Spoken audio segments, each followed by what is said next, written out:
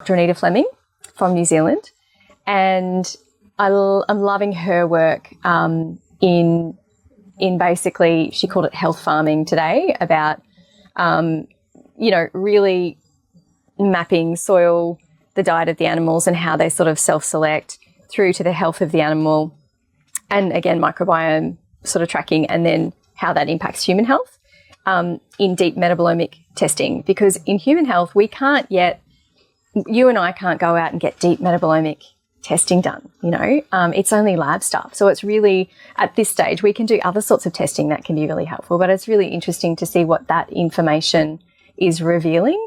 And there was something she said today about the secondary metabolites that in an animal, that they don't necessarily have to be consumed, and that they can be inhaled. And that can be in the tissues of the animal. From wherever we are, we acknowledge the traditional custodians of country throughout Australia, recognising their continuing connection to this land, its waterways, the stars in the skies since time immemorial. We pay our respects to the elders, knowledge holders, and to all the generations of First Nations peoples who have nurtured their unceded sovereign lands for over 80,000 years and continue to do so today. G'day, I'm your host Charlie Arnott, an 8th generational Australian regenerative farmer. And in this podcast series, I'll be diving deep and exploring my guests' unique perspectives on the world so you can apply their experience and knowledge to cultivate your own transition to a more regenerative way of life.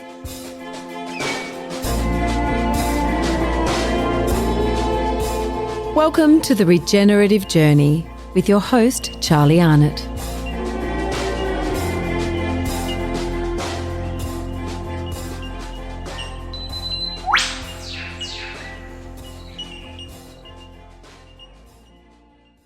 Stacey, welcome to the Regenerative Journey and welcome to Grounded here at Fat Pig Farm. Thanks, Charlie. Lovely to see you. I did miss, hands in the air, I missed your prezzo this morning.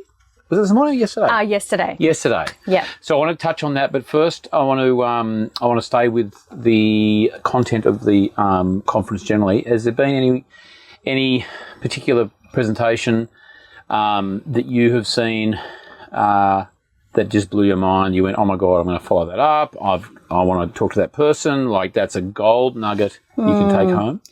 There's been a couple. I think I'm loving generally the cross-pollination coming from different perspectives in the ideas and the knowledge that's coming through. So that's been really cool.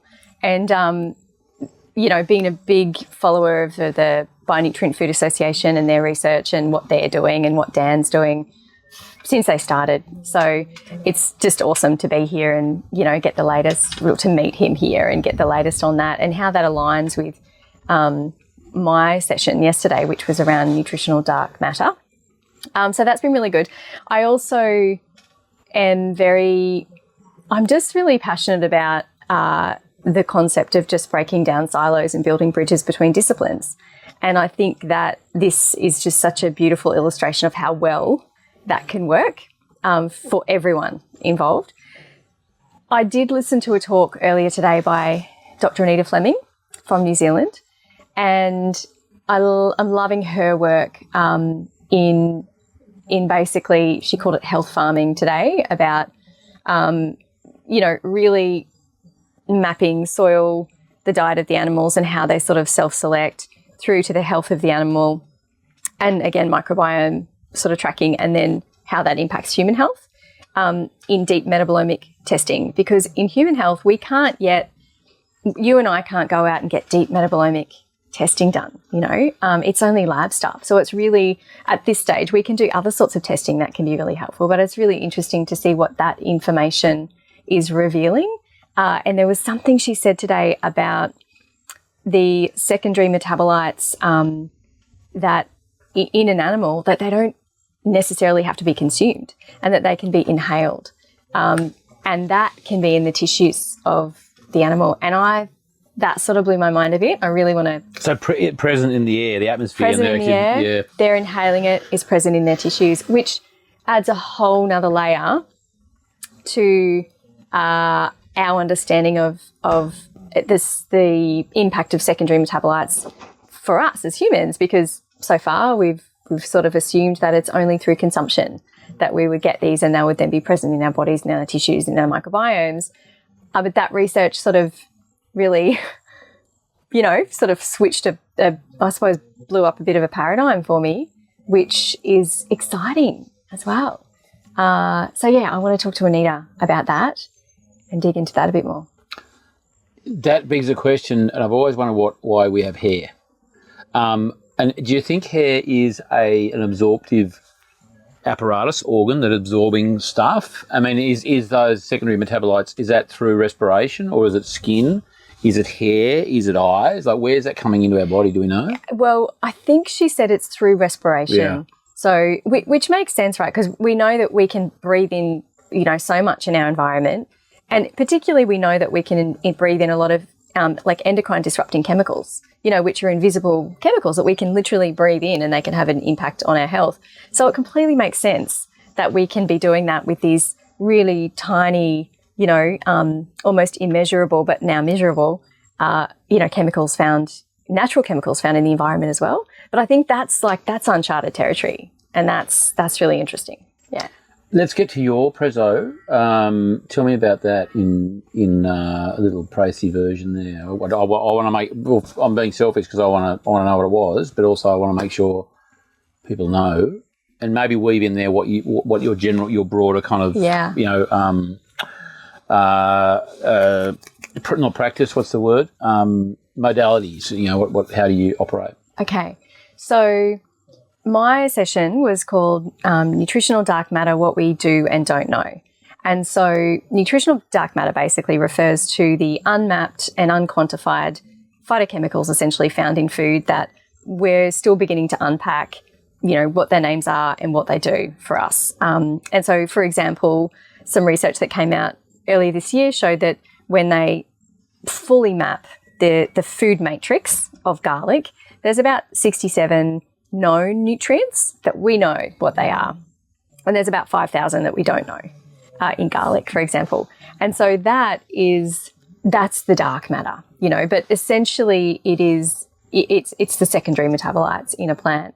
And in my perspective, those phytochemicals really are so much of the medicine of a food, and we can link the production of healthy soils to phytochemicals. So this is sort of a beautiful link between farming practices and the medicine of a food, and then how that can impact us in human health terms. So we know that we don't know a lot, but what we do know is that these phytochemicals don't just act as antioxidants. So we traditionally thought they were just antioxidants, scavenging free radicals, and reducing this thing called oxidative stress, which basically slows down the aging process.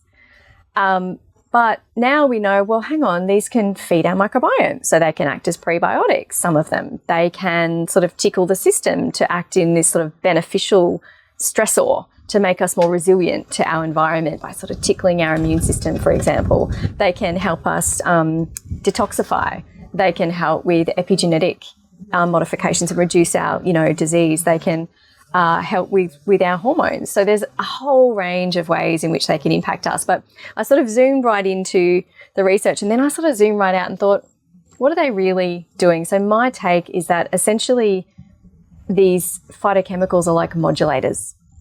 And so they're sort of acting as catalysts for balance in the body. So sort of like turning up dials, turning down dials, and supporting so many different parts of us. And the holy grail of human health is really homeostasis, which is a state of balance.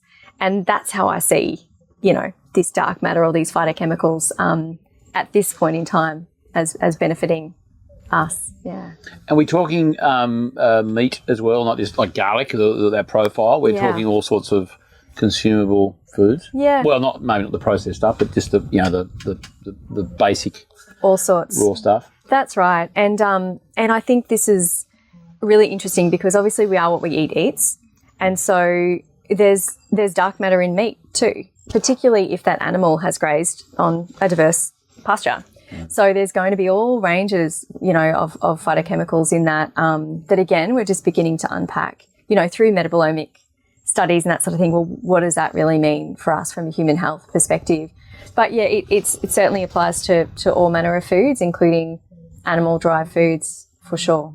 And what about, I'm sure many of those are good for us. Are there I guess is fair to say that there's probably some that aren't good for us? Yeah, that's right. I think we've got to have a healthy respect for these secondary metabolites. So they are our fragrances, they are our medicines. 25 to 30% of pharmaceutical medications are derived from natural compounds like phytochemicals, so morphine, even caffeine, aspirin, a lot of antibiotics, even from bacteria, but also from these metabolites. So, yeah, so they can be all manner of things. They can also be our flavours. So there are a lot of those volatile compounds, but they can also be poisons. So, for example, amatoxin in death cap mushrooms. That's a secondary metabolite, and we know that it can be really harmful and, lethal. So, they can be many things, but when we're talking about food, because of food culture, we know that we shouldn't consume death cap mushrooms. So we know that generally speaking, it's the name kind of gives it away a bit. True. Fortunately, just in case that food culture was 7, we've still got a good idea. Take note. However, I think, what was I going to say? Let's get to something. Sorry, I interrupted your train of thought. You're there. fine. Secondary metabolites and some are poisonous. Yeah. Like those ones. Yeah. So what we do know, though, is that there are some classes of secondary metabolites, like phytic acid or oxalates, for example, that get a bad rap as being anti-nutrients. But if we, cook them in a particular way, if we ferment them, if we soak them, if we use a lot of that traditional knowledge in how we consume these foods, that has a massive impact on the beneficial profile and reduces a lot of, those more negative classes of phytochemicals in food as well.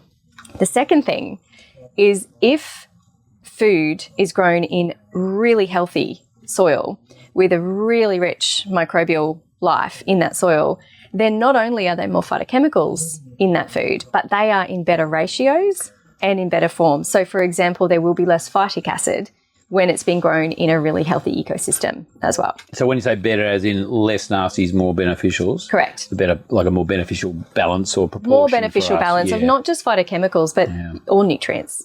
Yeah. Just want to make sure you get to your next one. Tell me, just to finish on, Stacey, anything that you're going to go do when you get home, phone call you're going to make, website you're going to visit, book you're going to read, you sort of pick up on in the last couple of days and went, wow, I'm going to do some more deep diving on that? I think probably Anita Fleming's work and looking a bit more deeply into that. I also think just probably getting the message out a little bit more about the work of the Bionutrient Food Association as well. So I've sort of, I suppose on the side, been very much a personal supporter of that, but I think the message of what they're doing needs to really be getting out there more broadly. So there's that, but I think also probably watching all the stuff that I've missed as well. So we're, there's so much that I haven't been across, and I'm really looking forward to catching up on all of that as well.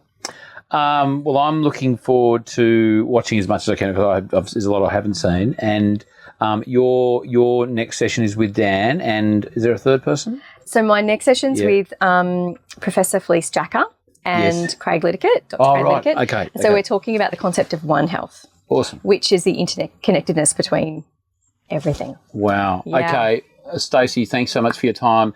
Lovely to see you after so many years, and wonderful to be here with you with so many other like-minded people, all absorbing, and dare I say, looking forward to a break tomorrow. I was just saying to a couple of people, this is my day 3 because I don't think I can. It's been full on. It's so good. It's so amazing. good. Yeah. Okay. Yeah. Thanks, Stacey. You're welcome. Good on you. No worries.